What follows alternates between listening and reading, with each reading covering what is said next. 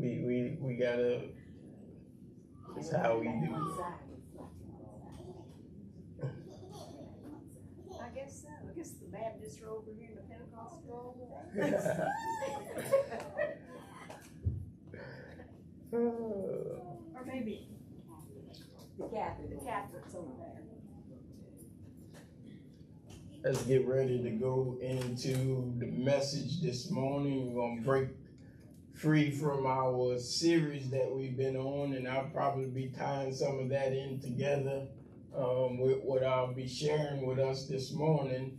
So if you got your phone or a tablet, or just look up on the screen, those of you watching online, we welcome you to our resurrection service this morning. I pray that God would touch you with a word this morning as I allow him to speak through me to give us a message of urgency. I feel this morning I was wanting to go in the direction and something that just kept stirring in me I couldn't get away from, so I just said I'm gonna follow what is being given to me this morning. So we're going to be coming from John the 9th chapter verse 4, and also John 4 and 34. First John 9 and 4 says, I must work the works of him who sent me while it is day. The night is coming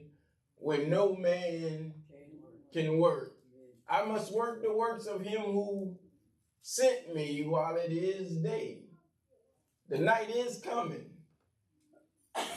when no man can work. John 4 and 34 says, to continue on in that line of thought, Jesus said to them, my food is to do the will of him who sent me, and to do what? And to finish his work. So this morning, I want to just use that last statement there for the topic of discussion. Finish the work. How many of you would agree with me that there is work to do here in the earth? The clock is ticking. Yes, it is. Not the TikTok clock, but the clock of life is ticking. And to me, right now, the way it seems and the way it looks, I feel a sense of urgency in alignment with the scripture passage that he gave us to occupy until I come. He didn't say just sit there until I come. He said to occupy until I come. To occupy means to take up space or to do business until I come back. So what that's telling me is there is work left for us to do.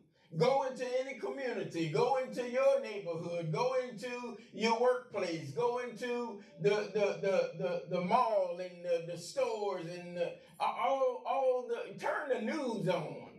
I'm listening to the news. I don't watch the news. I don't have it on my phone, but I usually don't scrolling on my phone, and I really don't need to because I have a wife. And so she's going to tell me what's going on in the news or what's going on the phone or what's happening.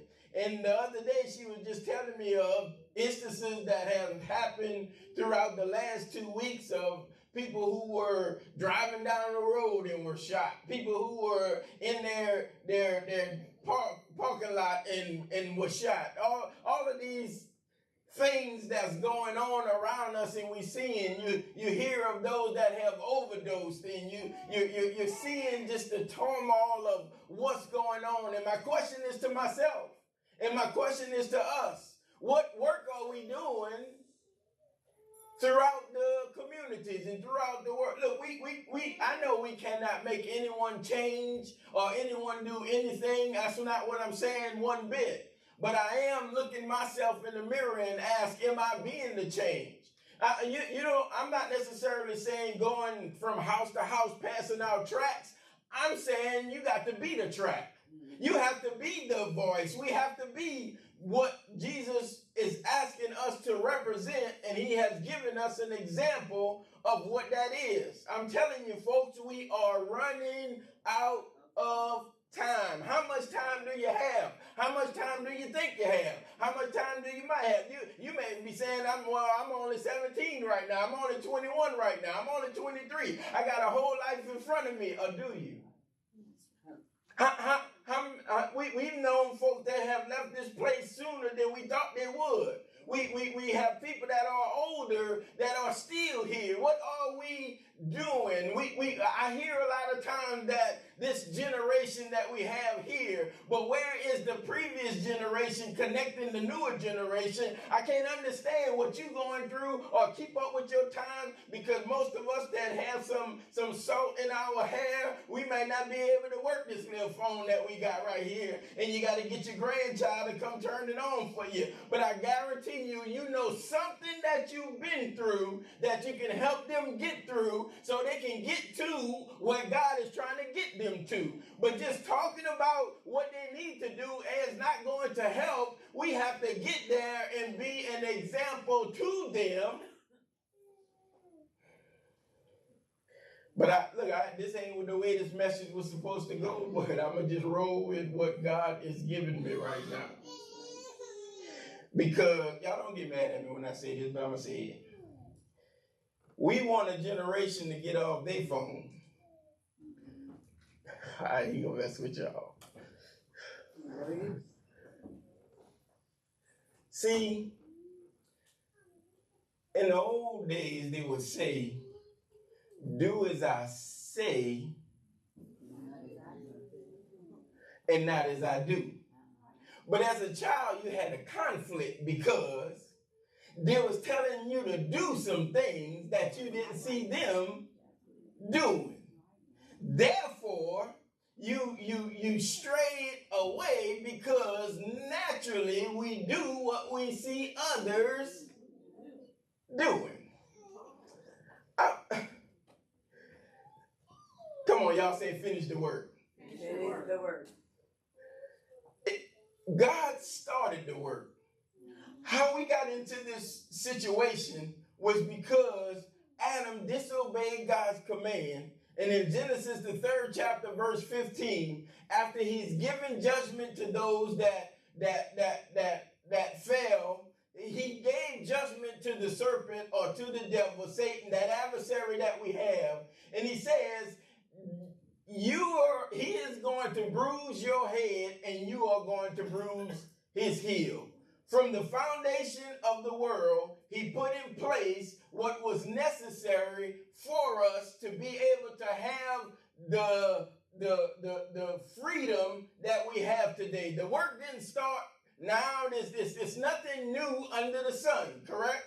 So we're not starting this thing. This thing was already started from the foundation of the world. So just to give you a quick lesson into how we got to this place, do you remember when the Bible opens up in the beginning, he says, and the earth was without form and void, and darkness was on the face of the deep, and the Spirit of God moved over the water, and God said, light be, and light was.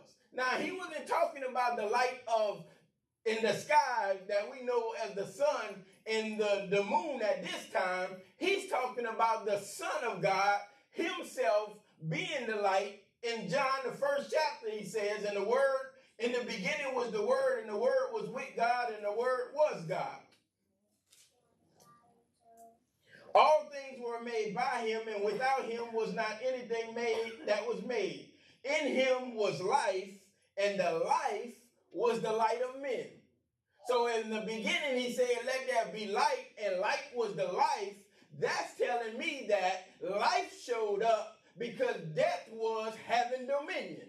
Meaning the earth was without form and void, and darkness was on the face of the deep. So we know that Satan fell like lightning from heaven to the earth, and that darkness that we see is what he ruled by. Y'all have heard me say this from time to time again. The enemy want you blinded. He want us in darkness because he knows if you ever get a hold of your identity of who you are in him, kingdom. It's going to wreck his kingdom because he won't be able to hold you much longer when you realize who you are, when you realize whose you are and the power that you have to overcome him. But he's wanting to trick you with the lies in your mind so you can begin to speak what God didn't say about you. He wanted to put those words in your mouth for you to speak them out, but that is not what Jesus rose for. He rose for you to change your language, to speak what God spoke about you. You are a priesthood,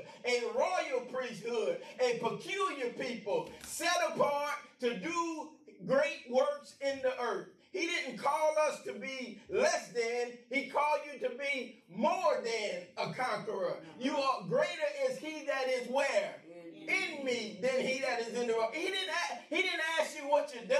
He didn't ask you what you're doing. He didn't ask you how far you backslid. He didn't ask you how far you went away from him. All he asked you is, will you allow me to love you the way that I love, because he is love. And he saw a dark world that was hindered by darkness and without form. And he stepped in to make all things work together for good. As we said last week, when he made this from the day 1 through day 6, at the end of it, he said it was very good. He was pleased with what he made because light showed up and he separated the day from the night. And so now we see here in John, the 9th chapter, verse 4, he says, let us do the work while it is still day, because there is a time coming called night that man will not work. What is that time that's coming? That time that is coming is when Jesus cracked the sky and come to bring back those that were alive in him and those that will be caught up in him. Those that you could be in the bed, 2 of you. One of you might be gone and one might be still in the bed. If you come home and you wake up, or you wherever you are and you see some people that left and you still here, you in trouble because night is about to come. And if you are no longer here but caught up in the sky, that's a rejoicing time because you found him while it was still day. If you don't find him while it's still daytime and you allow the nighttime to come, I have a forewarning for you. It's going to be nighttime forever. And you don't want to live in the night forever, because I know you like when morning comes. Because weeping do endure for a night, but joy comes when? In the morning. So if the morning don't come, that means weeping gonna keep on enduring. That means pain gonna keep on. Why folks want to get to heaven so quick? Because in heaven there is no pain, there is no disease, there is no sickness, there is no trial, there is no tribulation. So we want to get there quickly. But let me tell you something. Heaven is trying to come to earth just as quick as earth is trying to get to heaven.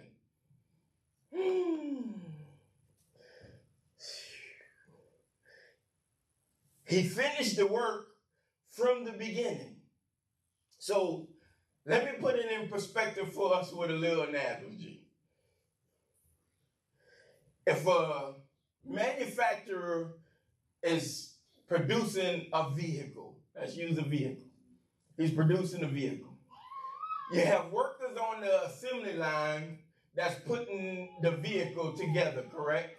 One line may be putting the doors on, one line putting the motor in, one line then it goes to paint, then it goes to tires, then it goes to all of this. And then after all that is finished, it comes out as a vehicle, right? Is that the beginning or is that the end of production? That's the end? Is that the beginning or that's the end of production? That's the end of production, right? What's the next step, though? Yeah, you read about how you gonna mess with you? Yeah, you gotta. I was gonna think of using it, but I'm in agreement with Brother Bobby. You gotta sell it. You gotta sell that vehicle for somebody to do what? So do we see what God did? God put everything in production so it can be used.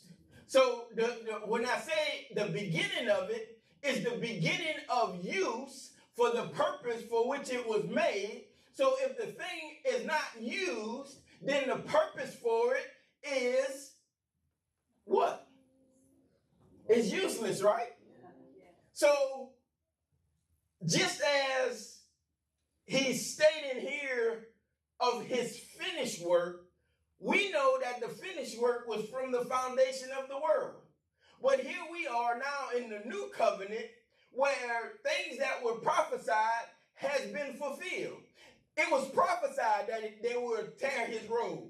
It was prophesied that they would pierce him in his side.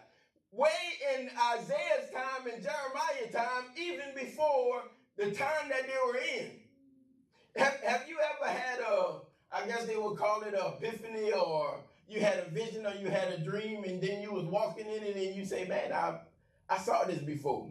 Yes. Or I was here before, and it's happening, a premonition, I think they would call it, or, it's happening just as you visualized it and it comes to reality to you.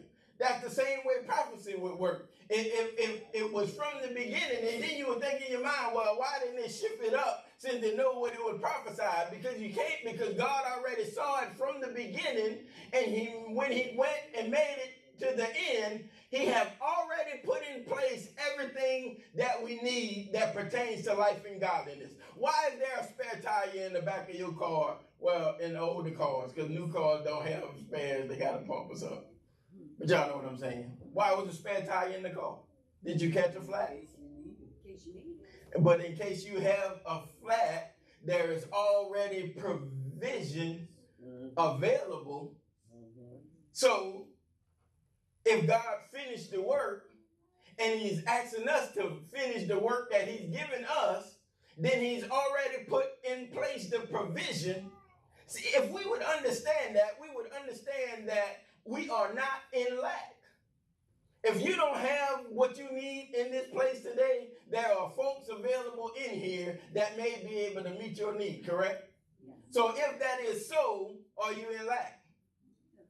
No. The only thing that we lack is our belief to make it happen. If we are in doubt, then we can't see what is available to us that has already been finished for us. Sunday after Sunday, folks are still trying to kill Jesus. Mm-hmm. Do you know, Sister Kwan has sung, the blood still has power, but we act like the blood has no power? How many times did Jesus have to die? How many times did he have to get up? We don't have to keep killing him. The blood is still enough to wash any sin, to wash any wayward person, to bring that person back to a place of agreement with him. He said one time, and he sat down. If he sat down, there's no need for him to get up. You know who he said to get up? He said for us to get up, because he's on the inside of us trying to do a work to save those which were or lost. So we now, as understanding the production that has taken place, and now understanding what God has given us, this is another aspect of God that is hard for us to realize.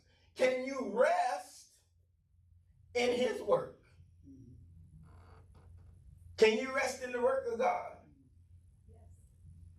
We need that. That's our answer is yes. But do we do it all the time? No. We all are living proof here. Hey, you ask somebody to do something and they may have not gotten to it fast enough, or they may not be doing it right, or what you give it here. Let me do it. Because I got to do it myself because I want to do it right? Yeah. How do we rest in his work? Those of you that have gardens could understand this. You rest because God is doing the work under the ground, right? And then you see the finished work of cucumbers or onions or okra or whatever it is you're planting, but God did the work underneath the ground for you to see. Now you can have great expectation, but you have to rest in the work that was done. Go on Amazon and order something. As soon as you place your order, forget about it. That's what you do. That ain't what most we checking every 2 seconds to see where we following. Some of those delivery services give you every tracking step that the package is at, and every 2 seconds you logging on to see where it's in the same place it was 2 seconds ago, right? But yet we still log in because we have an expectation of what is to come. God is no different. He set the work in place, and he has an expectation for us to get to the place that he's expecting. He's expecting your family to be healthy. He's expecting your body to be healthy. He's expecting you to be wealthy. I know I'm scared you right there, but he's expecting. Why would he expect me to be wealthy or prosperous? Because he put in me the ability to do so. So if God ain't put in you the motor for you to just sit in the garage and look pretty. He's asking you to be in use for the purpose for which you was made. But some of us are sitting on gifts. Some of us are sitting on fear because we're afraid of what people are going to say because you're prospering. How many times do I have to tell y'all? Tell them folks to turn their head because you are royalty and God has given you a plan and a purpose in life. If they are mad at you, tell them to take it up with God because he is the one that blessed you and gave you the ability to get wealth. And if they ask again, just say that pastor over there said, I'll take it up for y'all. I'm talking now. I'm scared myself. We hide stuff. We put it way in the back. You buy something new and you park on the corner over there so nobody can see it. Some of us. Some of you are bold. I want to be bold like y'all. Park it right. I want you to park it right by the door right there. So close enough you can see where everybody got to see it on the way in. Don't be ashamed. Why are we ashamed? Why are we ashamed of being blessed sometimes? Why are you ashamed of being able? Huh? I don't know who. I'm just talking to somebody that needs that.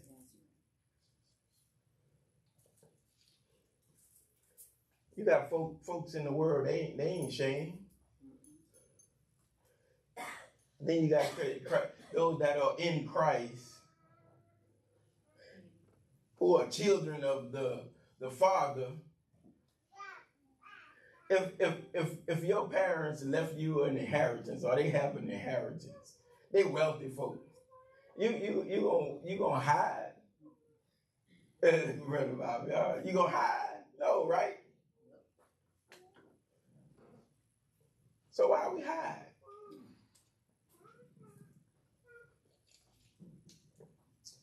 I don't know why this message keep tailing off somewhere. I'm going somewhere and then they keep pulling me in another direction. So since it's doing that, let me tell you another part of that. What you have don't give you worth either. Y'all heard me say this two Sundays ago, right? The pastor don't have to come and bless your house. Because the blessing of the house lives in the house, right? You don't have to bless the car. The blessing is riding. You ought to look at your vehicle. You ought to look at your house and tell the house, you are blessed because I'm in it. You ought to look at the situation and tell the situation, you don't know who I am in this situation.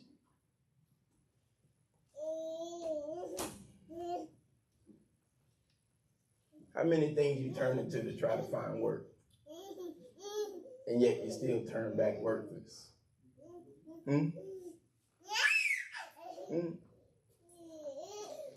We try to make ourselves up. We try to dress ourselves up. Let me tell you this. You can't dress up pain because there is no outfit for it. All right. The only robe that'll fit, that'll get you out of that space is Jesus. And the same robe that was rent on the outside opened the door for us to put on the robe on the inside.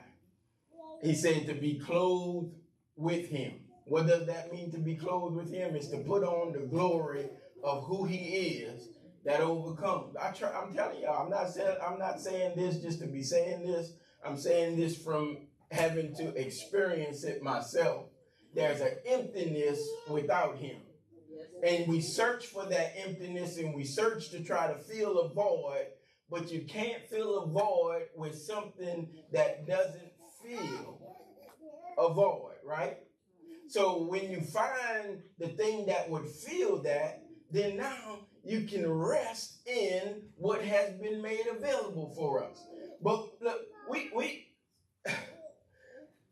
I think sometimes we like that show that they had, or that story that they had, The Young and the Restless. As the world turned. All right. We all right. Don't stay here, Sister Militia. Stay here. Don't you go. Don't start checking. Victor Newman is not here. Do not run after.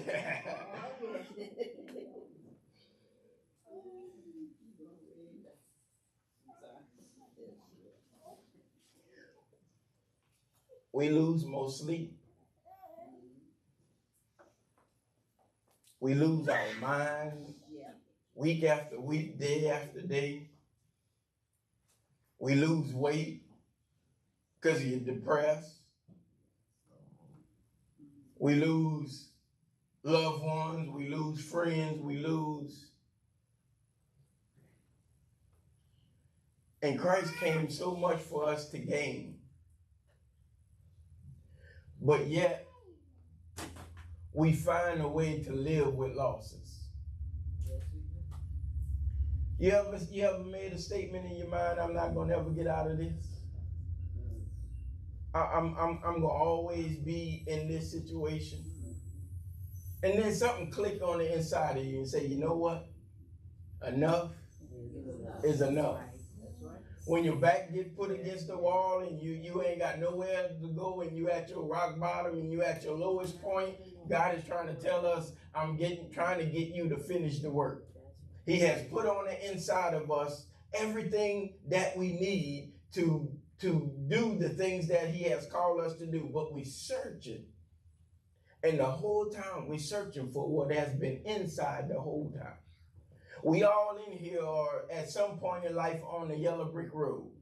We trying to go to the Wizard of Oz to get the wizard to get us back home, to get the wizard to give us a heart, to give us courage. And yet the lion found out it wasn't the wizard that had the courage. It was just the right situation for you to have the courage to say, you know what? I'm not living here any longer. This might be your address, but I am moving today. Matter of fact, I am evicting myself. Some of us, look, I had to evict myself out of some situation because it wasn't beneficial for me to stay there. But let me give you some words of advice. Folks are not going to want you to get out of the situation that you're evicting yourself out of. They want you to live at that address because they live at that address, and they don't want you to move anywhere new because if you move, it makes them feel like they can't get out of their situation. But when are you going to give up on, you know what? You're just going to have to say what you got to say about me. You're going to have to do what you have to do about me. But I am tired of living here. There's roaches on the floor. There's holes in the floor. I can't eat. I can't sleep. I can't live. I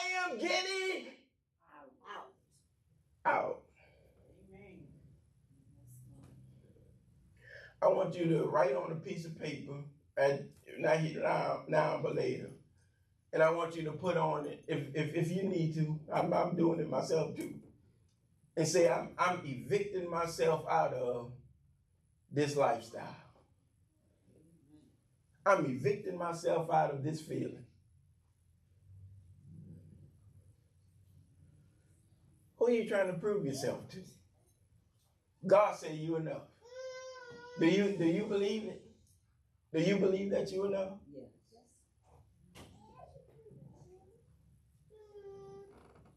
I didn't say dad and them. I didn't say mom and them. I didn't say grandma and them. I say God says you're enough. And there's greater on the inside of you than anything or any doubt. See,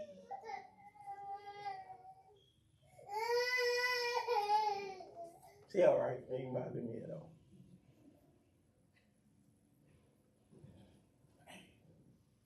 Look, folks, I don't boast in my spirituality, but God is not allowing me to move from this situation for a reason. And somebody in here today is going to get what God is trying to have you to get. And I believe he's using me this morning because I've been you. Never feeling like you're enough. Always looking for encouragement from somebody who you can't get encouragement from. The second when you're feeling up, somebody trying to bring you down. All right. The second you're feeling down, somebody trying to kick you further down. Yes. And watch this. Sometimes when you've been down, you don't kick yourself down first. And when you kick yourself down, you feel like you ain't gonna never get up. But just as the lost son was in the pig pen and he came to the end of himself, sometimes we have to come to the end of ourselves. I'm not saying that we shouldn't ask people for help, but you should get help from the right people. So let me give you another shocker.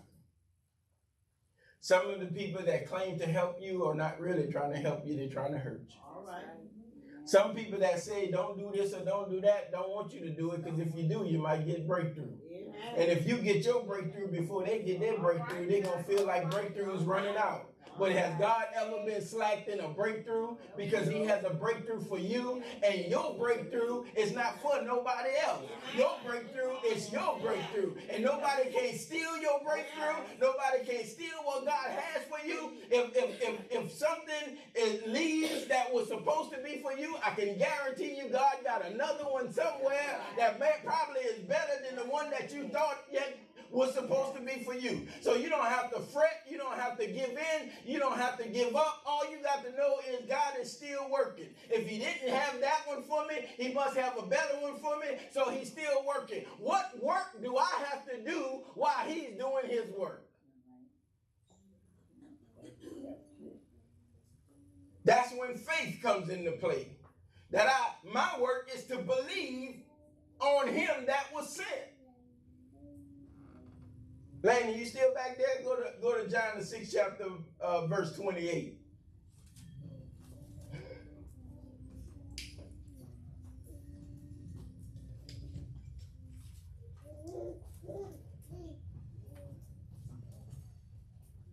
John 6 and 28, he said, then said he to his disciples, or to those that were present there when they were asking about what shall we do that we may work the works of God. Look what Jesus' answer is to them. Verse 29, he says, Jesus answered and said to them, this is the work of God, that you believe in him. We sing that he was stretched wide. We sing that they put the thorns on his head. We sing that they pierced him in his side and water and blood came out, right? We sing the song that he died. And on the third day, but he rose for what reason? That I can now live an abundant life. So I have to believe that he sent him and that he rose so who can live? He died for me, right? He died for my sins, right? He was bruised for my iniquities, right? The chastisement of my peace was upon him. And with his stripes, we were made whole. The work that he accomplished gave me the ability to do the work that he has called me to do. The work that he did for me, now I must believe. We can't be at the end of believing Because believing is the work that we got to do in order to see. A lot of folks who have breakthrough, breakthrough is in the moment. It don't take long for breakthrough. You know what takes long? Getting to the breakthrough, right?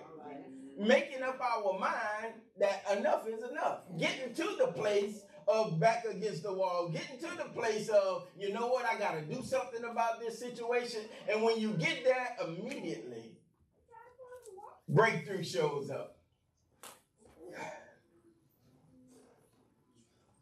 Are you willing to put in the work to believe for the impossible?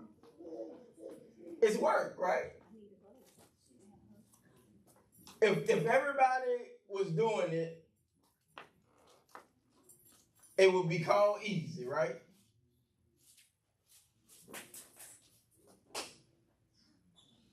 Sometimes I just ask. You know, you would have folks say, man, how you got here, how you do this, or how you do that. And then you tell them ways that you could get it done. And they usually don't. Why is that? Because you have to put in you got to put in the work. So if Jesus put in the work that he had to put in, and we have work that we have to put in, then what that's telling me is that there's a mission available to us, just as there was a mission available to him. We hear the commission. We hear, go into all the world and preach the gospel, as it says in Mark the 16th chapter, in verse 15. It says, go into the world and preach the gospel. Go into the world and preach the gospel. It doesn't say it's go into the world and preach what the world says. It says go into the world and preach the gospel. Good news that's almost too good to be true. You mean to tell me you're going to forgive me of my sin without me having to do anything? You're going to die for me and wash me clean of my sin and give me your righteousness? And you telling me I could go free? It would be similar to someone in Angola prison with a life sentence. And someone comes in and tells the judge, I want to serve the sentence for that person. And the judge says, you can do so, but you're in here for life. And they allow the person that did the crime to go free, and the person that didn't do the crime to step in his place. And so now the person that did the crime leaves and goes free and able to live in freedom with no strings attached because someone is serving the crime that he did. Well, that's just the same as the resurrection story. Because we all were in sin and have done the crime, and Jesus came and said, I am doing it for you to go free. And watch this.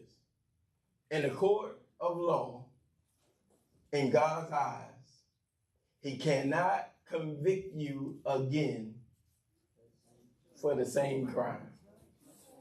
So the question becomes, will you live locked up or will you live free? He took the keys to death and the grave, but you have the keys to your life. He said, I have given you the keys of the kingdom, and whatsoever you bind on earth shall be bound in heaven. And whatever you loose on earth shall be loosed in heaven.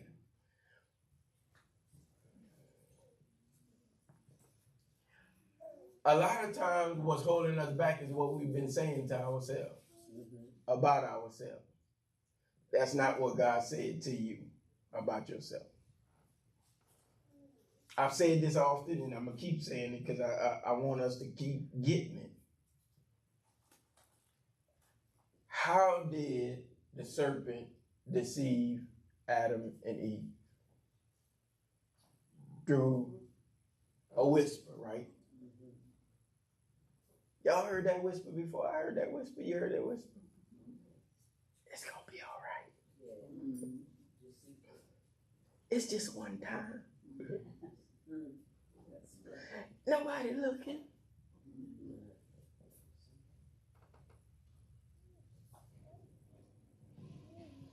And he comes in to deceive us, to believe the lie that never was the truth. And the worst thing we can do, especially because of what we celebrate on this day in his resurrection, is continue to live the lie.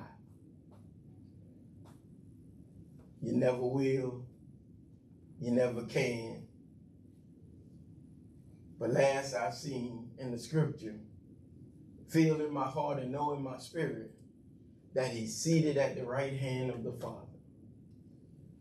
And according to Colossians, the 3rd chapter, verse 1, we are seated with him in heavenly places. I'm positioned with him.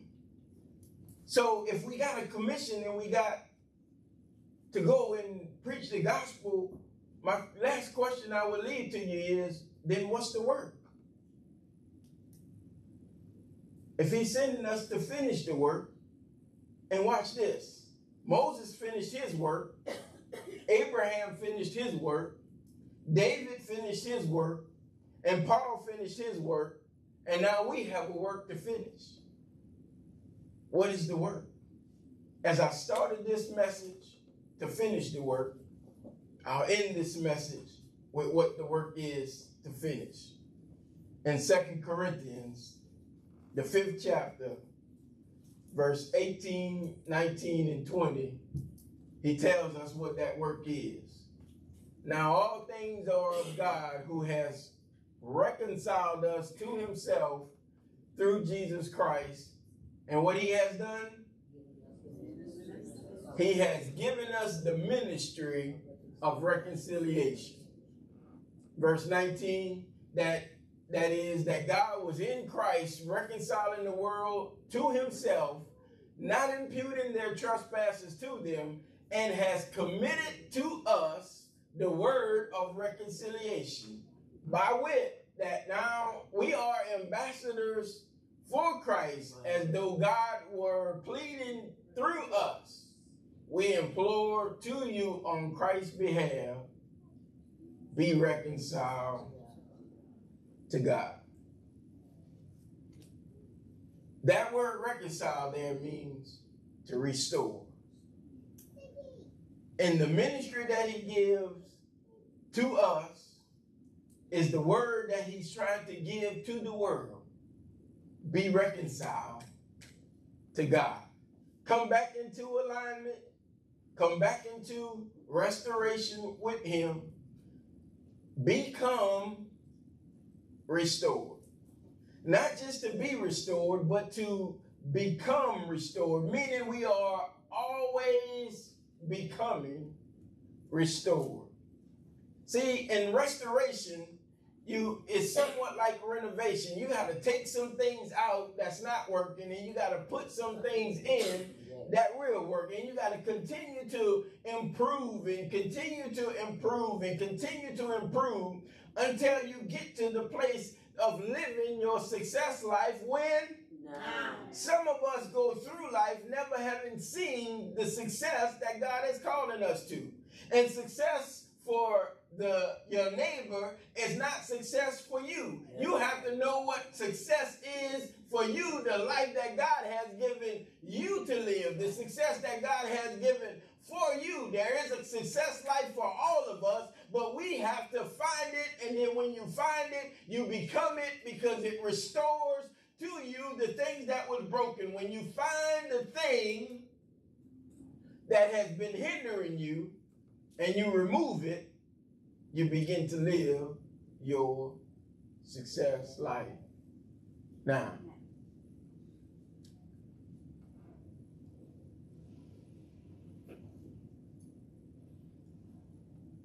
he started in Genesis, the 3rd chapter,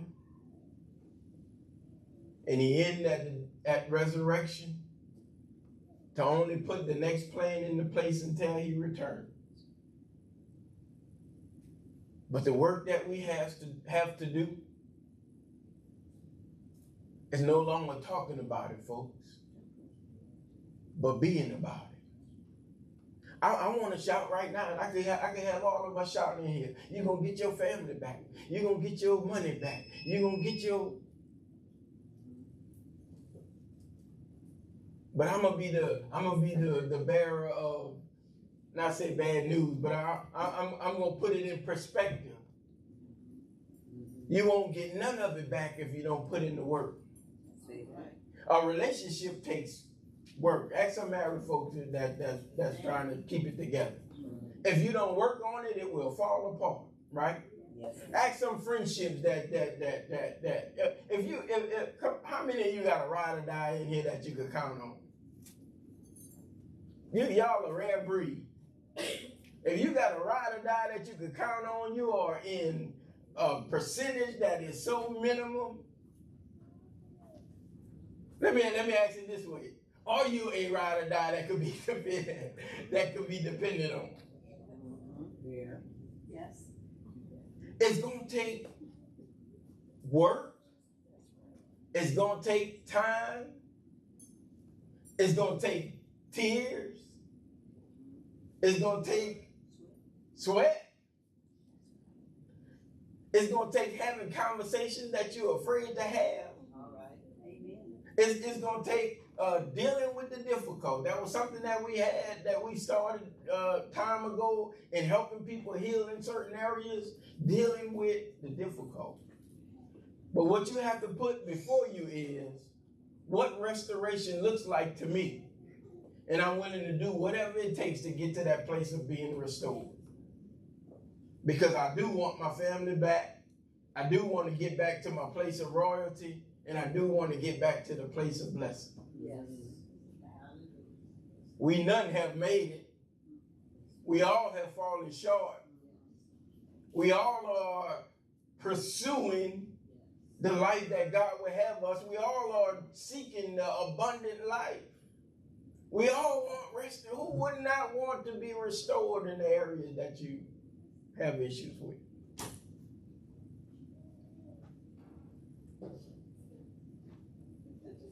And the beauty of it is we don't have to do the work.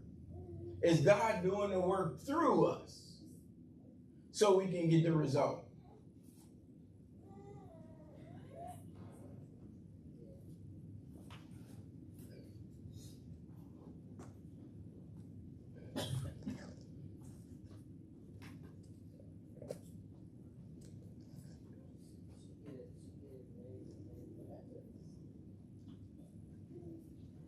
Come on, y'all, stand to your feet.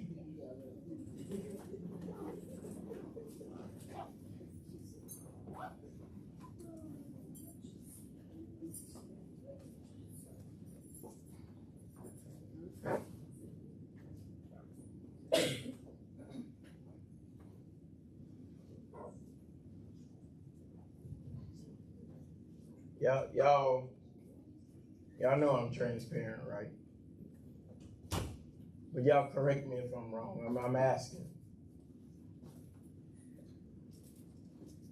Because I feel like I'm fussing a lot of times. I feel like I'm yelling. But that's how passionate I am about seeing our lives change. And I know it won't change unless we take these steps to make it change. Sometimes you have to face things that you don't want to face to get out of things that you know you want to get out of. Now, the thing that was harder for me is if I expose this, what they gonna say about me? Well, let me tell you something to help you out. They already saying it about you. If you're doing good, they're gonna say you can do better. If you're not doing good, none of that matters to the person that's back is against the wall and sick and tired of being sick and tired. When you in the altar call setting and somebody want to be saved, they ain't worrying about who looking at them when they come up to the front. They done had enough and look, whatever I got to do for.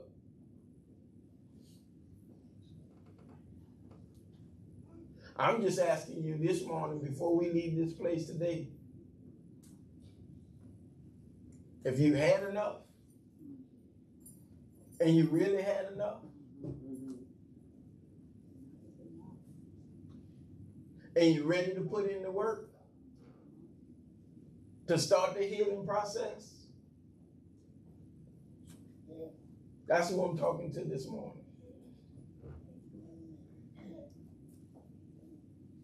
On this good old Resurrection Sunday, Jesus has already done it for us. Salvation is available to all, for all. But the work is, says to Denise, I'm not going back. I'm not going back. I had a